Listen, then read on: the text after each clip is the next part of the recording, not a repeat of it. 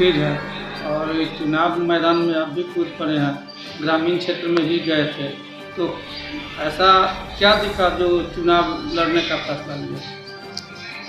देखिए, हम चुनाव मैदान में कूदे नहीं हैं, हम चुनाव मैदान में हैं ही, क्योंकि 2008 से हम इस चुनाव को लड़ रहे हैं और आप जानते हैं कि 14 में अंतिम समय में जाके मामूली अंतर से हम हारे थे, जब अंतिम राउंड चल रहा था मतगणना का। तो हम ये उपचुनाव हैं, तो उपचुनाव जो है, जैसे आप परीक्षा कोई देते हैं तो परीक्षा देते हैं तो जो बच्चा परीक्षा दिया है किसी कारण से उसको एक पेपर में क्रॉस लग गया, तो पुनः जब परीक्षा होता है तो वही बच्चा उस परीक्षा में शामिल होता है। तो यह उपचुनाव है। अब उपचुनाव में नए नए लोग आए हैं, हम तो इसके दावेदार ही हैं, क्योंकि उपचुनाव तो वही लड़ रहा है जो पहले से लड़ते आ रहे हैं। तो हमारा तो कर्तव्य था कि तिरहुत के मतदाताओं ने हमको ऐसा मताधिकार दिया था कि प्रणय भाई ठीक है, इस बार नहीं हुआ, आगे आपको हम मौका देंगे। तो वो समय आ गया, बीच में आ गया, ऐसे 26 में आता, लेकिन पहले ही आ गया, अवसर मिल गया। तो पहले ही इसकी तैयारी चल रही थी, हम तो पहले से तैयारी कर रहे हैं, 2008 से तैयारी कर रहे हैं। हमने 14 में भी लड़ा, हम 2020 में भी लड़े हैं और मजबूती से लड़े हैं। तिरहुत के मतदाता ने हमको इतना मत दिया है, इतना सम्मान दिया है कि पूरे क्षेत्र में इसकी चर्चा रहती है कि प्रणय भाई जैसा साधारण व्यक्ति इस चुनाव को लड़ता है। जहां बड़े बड़े लोग पैसा का दंभ दे देते हैं, कहते हैं कि हम पैसे के बदौलत काम कर रहे हैं, लेकिन वहां पर एक सामाजिक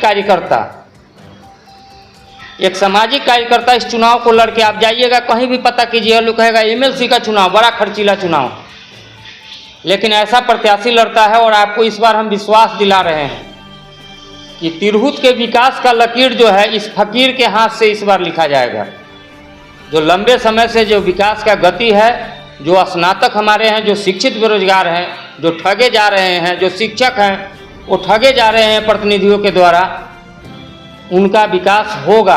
हम तो शिक्षक की लड़ाई लड़ते हैं, हम छात्र की लड़ाई लड़ते हैं। आप जानते हैं 1990 से हम छात्र नेता हैं, और जब छात्र नेता थे तो हम गरीब छात्रों को अपने साथ रखते थे। आज जो हमारे यहाँ आ जाते थे, कहते थे कि भैया हमारे बच्चा को रखने के लिए पैसा नहीं है, तो आप पता कीजिएगा, हम अपना जहाँ हम रूम में रहते थे, हमारे बेड पर 10-10 बच्चे सोते थे। कोरलहिया सीतामढ़ी का जाके देखिए, वो लड़का BCA करा के उसको भेजे हैं, नौकरी कर रहा है। यही भगवानपुर का लड़का है, उसके बाबूजी बटलर में थे, पैसा कम मिलता था, वो आज एयरफोर्स में नौकरी कर रहा है।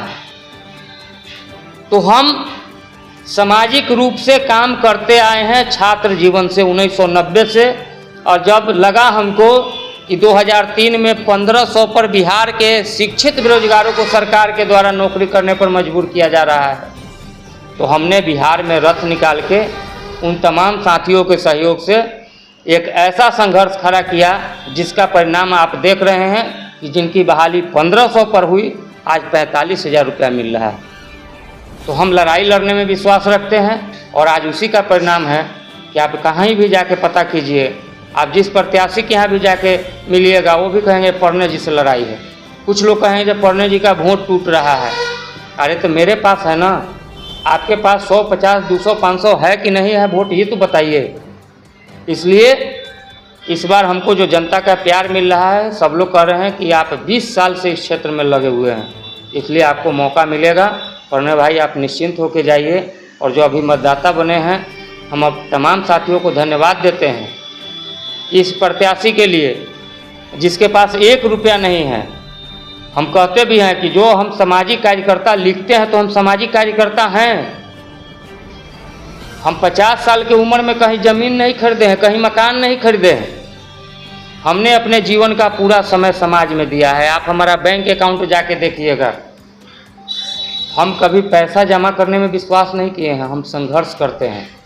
हम तो कहते हैं कि जिनको भी दावा है, जो लोग बोल रहे हैं कि हम सामाजिक कार्यकर्ता है, वो बताए अपना बायोडाटा कि आखिर समाज से उन्होंने क्या क्या अर्जन किया है। तो समाज से आप अर्जन करते हैं ना, और आप कहते हैं कि हम सामाजिक कार्यकर्ता हैं। तो इसलिए हमको यह विश्वास है, और निश्चित तौर पर जैसे ही मौका मिलेगा हम आपको बताए भी हैं कि जो शिक्षित बेरोजगारों की जो सबसे बड़ी समस्या है, परीक्षा देने की जहाँ भी जाते हैं रहने की व्यवस्था नहीं हो पाती है। हम हमेशा देखते हैं, हम जिन नालंदा से आ रहे थे तो बस में एक लड़की बैठी हुई थी, कही कि हम सर परीक्षा नहीं दे पाए हैं ठीक ढंग से। हम कहे क्यों नहीं दे पाए? तो रात में जहाँ रहे वहाँ रहने की व्यवस्था नहीं थी। एक रूम में 25-30 लोगों को कूच के रखा गया था और बाथरूम एक था। बाथरूम अगर सभी लोग करने चले जाते तो परीक्षा ही छूट जाता। और उस स्थिति में जब हम परीक्षा देने गए तो उस दिन हमने संकल्प लिया कि जिस दिन हमको भगवान ऊपर वाले और तिरहुत के मतदाता के द्वारा ताकत दिया जाएगा तो शिक्षित बेरोजगारों के लिए सरकारी स्तर पर रहने की व्यवस्था हम कराएंगे और पहले दिन से कराएंगे जीतने के बाद। चाहे उसके लिए हमको चंदा मांगना हो या सरकार से लड़ना हो, हम सरकार को भी कन्विंस करने का काम करेंगे कि इसमें सरकार को 1 रुपया खर्चा करने की ज़रूरत नहीं है। जितने भी सरकारी विद्यालय महाविद्यालय शहर के अंदर है वहाँ पर सुरक्षा के साथ एक कैंटीन खोला जाए सरकारी स्तर पर, जिससे उसका साफ सफाई का खर्च भी निकल जाएगा, विद्यार्थी देंगे और सुरक्षा के साथ रहेंगे। आपको बेटी लेकर कहीं परीक्षा दिलवाने के, बहन को लेकर परीक्षा दिलवाने जाने आने में पूरे बिहार में कहीं समस्या नहीं होगा। अगर बाहर के लोग भी, उत्तर प्रदेश के लोग भी परीक्षा देने आएंगे तो कहेंगे कि बिहार में परीक्षा देने वाले के लिए व्यवस्था जो है देश में अव्वल व्यवस्था किया गया है। ये मेरा संकल्प है।